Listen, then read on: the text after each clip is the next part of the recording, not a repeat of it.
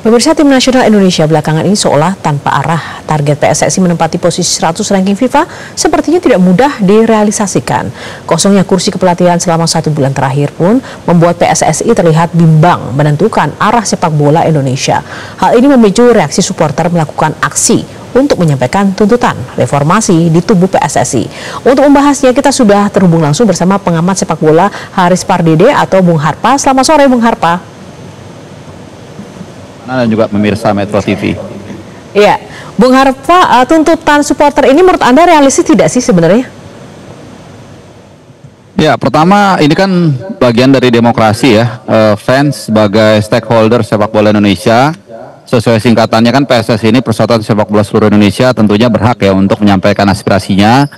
Jadi ini normal-normal saja dan saya menaruh respect dengan teman-teman dari kalau nggak salah Ultras Garuda kemarin ya yang menyampaikan aspirasinya. Dan cukup tertib juga, tidak ada kerusakan yang dilakukan, dan poin-poin yang disampaikan pun substansinya juga sangat relevan. Ya misalnya soal roadmap yang tidak jelas, ini kan juga mengundang pertanyaan soal target kita lolos ke Piala Dunia ini sebenarnya kapan?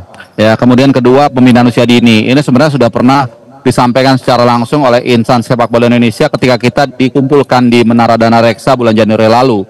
Ya, tapi ternyata sejauh ini isu-isu mengenai bayar-bayaran gitu ya di EPA ini kan juga masih berlangsung, dan ada beberapa tuntutan lainnya yang disampaikan oleh teman-teman kita Ultras ini yang saya rasa wajar-wajar aja gitu.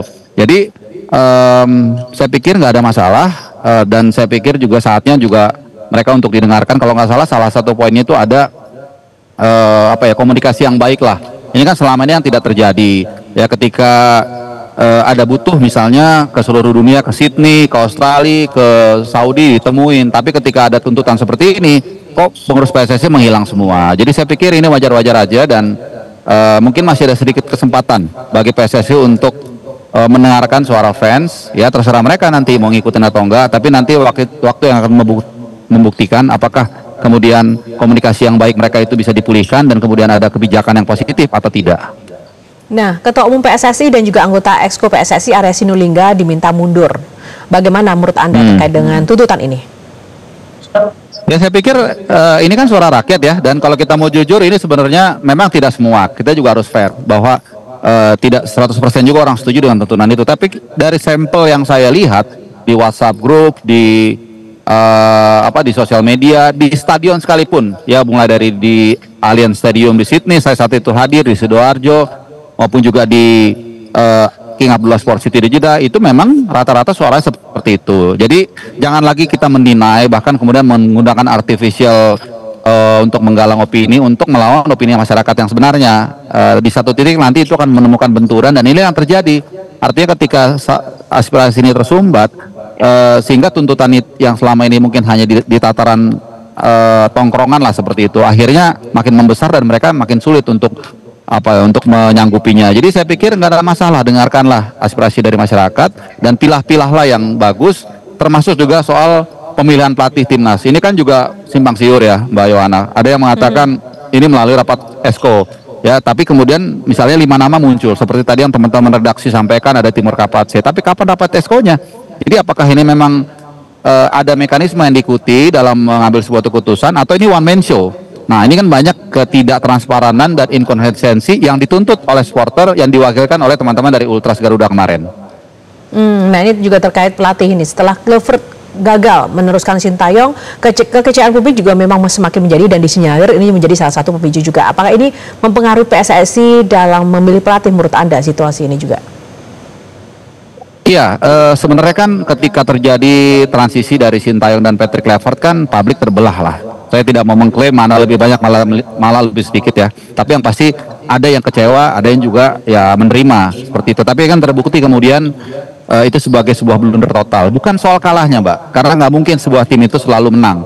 Tapi bagaimana the way we lost, bagaimana misalnya line up, reaksi dalam permainan, dan ada kekurang tajaman di lini depan yang sudah berkali-kali kita ingatkan. Di Surabaya kita gagal melepaskan satu shot on goal pun, tapi malah di counter, di defense gitu, dengan mengatakan wah kita sudah 80% menguasai ball position, kapan, di mana gitu, bukannya dibenahi tapi malah defense.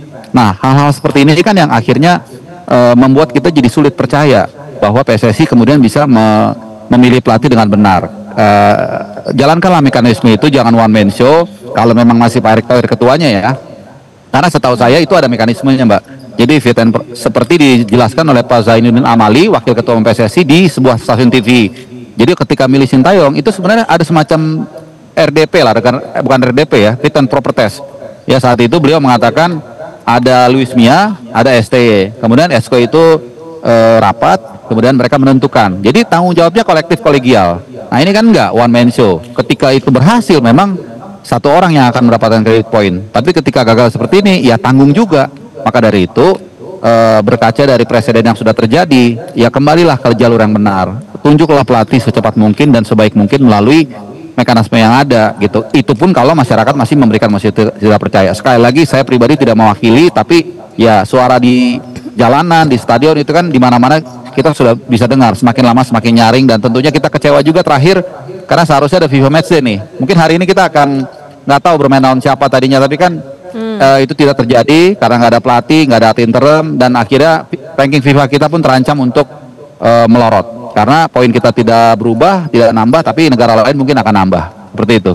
Nah ini dua nama muncul terkait dengan pelatih Timur Kapatse dan juga Boyan Hodak yang digadang menjadi pelatih timnas. Bagaimana menurut Anda terkait dengan dua nama ini, Bung Harpa? Kalau independen kita lihat checklist dari kedua sosok ini sih sangat mumpuni ya dengan karakternya masing-masing. Timur Kapatse ya kita semua tahu lah punya background melatih tim Uzbekistan, red harganya juga kalau mungkin saya bisa memperkirakan juga red Asia, punya pengalaman beberapa kali juga bertemu dengan tim nasional kita di kelas U23, bahkan juga dia pernah bermain sebagai pemain di GBK tahun 2007 di Piala Asia. Kemudian juga Bojan Hodak punya karakter yang keras, disiplin. Meskipun kalau untuk Bojan Hodak, saya sebenarnya agak kurang sepakat. Kenapa? Karena sayang, Persib ini kan lagi bagus, ya kan, lagi cemerlang nah di ACL 2. Kalau mereka bagus, impactnya ke peringkat liga kita juga. Jatah kita mungkin nanti di Asia akan naik, akan positif untuk tim-tim lain juga. Sayang kalau diganggu sebenarnya. Dan ada beberapa nama sebenarnya yang juga cukup menjanjikan. Tapi sekali lagi, ini kan mekanismenya dan juga keseriusannya kita nggak jelas. Karena nama-nama ini muncul, Mbak. Timur Kapatse, Bojan Hodak, Hussein Amota, lalu ada dari Irlandia. Ini kan bukan melalui mekanisme resmi PSSI. Jadi ini masih apa ya? Masih istilahnya masih usulan di kalangan akar rumput lah. Jadi belum resmi. Jadi saya nggak bisa menilai bahwa ini benar-benar memang ada apa ya performa atau ada yang dijalankan oleh PSSI atau ini hanya ya kasak kusuk aja di kalangan akar rumput seperti itu. Nah, dari apa yang sudah dilakukan oleh para supporter kemarin ya dengan menyuarakan aspirasinya ke PSSI, tapi kita belum melihat adanya sebuah respon yang cukup signifikan. Nah, menurut Anda ini akan seperti apa seandainya memang ternyata dalam tanda kutip mungkin diabaikan begitu saja, tidak ada respon yang konkret? Apa yang mungkin bisa dilakukan oleh para supporter dan para pecinta bola kita, karena pada akhirnya kan mereka tidak punya legalisasi posisi dan power di situ. Ya, secara formal iya tidak punya posisi power, tapi secara informal jangan salah loh. Kalau kita berkaca dalam bukan hanya di olahraga, di politik pun banyak orang yang akhirnya tumbang gara-gara kekuatan, bukan saya memanas-manasi ya, karena kekuatan rakyat atau fans kan. Gitu, dan kadang-kadang itu yang lebih penting kan. Kita lihat deh, kapan terakhir fans Indonesia demo ke timnas? Kan udah lama sekali setahu saya. Kenapa? Ya karena selama itu kita harus akui juga PSSI, Pak Erick Thohir dengan jajarannya bekerja cukup baik saat itu. Karena apa? Kalau bagus nggak mungkin orang akan demo, nggak mungkin orang akan teriak-teriak gitu. Disangkanya mungkin orang yang kurang waras kan kalau lagi bagus kayak kemarin kita di round 2, round 3 malah semua orang memuji kan. Jadi jangan alergi terhadap hal-hal seperti ini gitu. Ini adalah bagian dari kekecewaan puncak gunung es yang dirasakan oleh masyarakat. Ya terima baik-baik, itu adalah resiko pekerjaan dan ajak komunikasi. Once komunikasi itu dibuka, itu sudah mengurangi tensi. Tentu tidak mungkin semua tuntutan mereka dipenuhi. Atau katakanlah sulit sekali ya, tapi kan dengan membuka komunikasi, dengan menerima mereka saat seperti ini, itu merupakan satu langkah yang positif.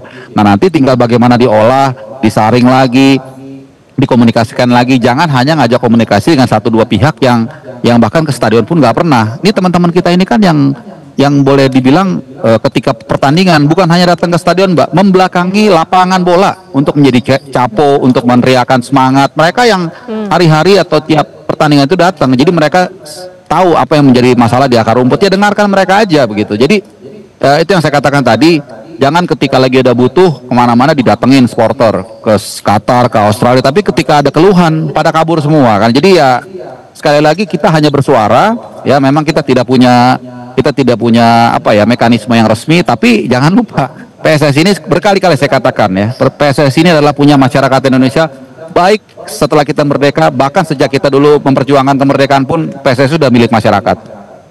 Baik, terima kasih Bung Harfa. Kita tunggu bagaimana ya update terkini aspirasi teman-teman ini dan juga bagaimana PSSI kemudian juga merespon situasi yang ada di sepak bola kita. Terima kasih waktunya bersama Metro hari ini. Selamat sore, salam sehat selalu. Jelajahi cara baru mendapatkan informasi. Download Metro TV Extend sekarang.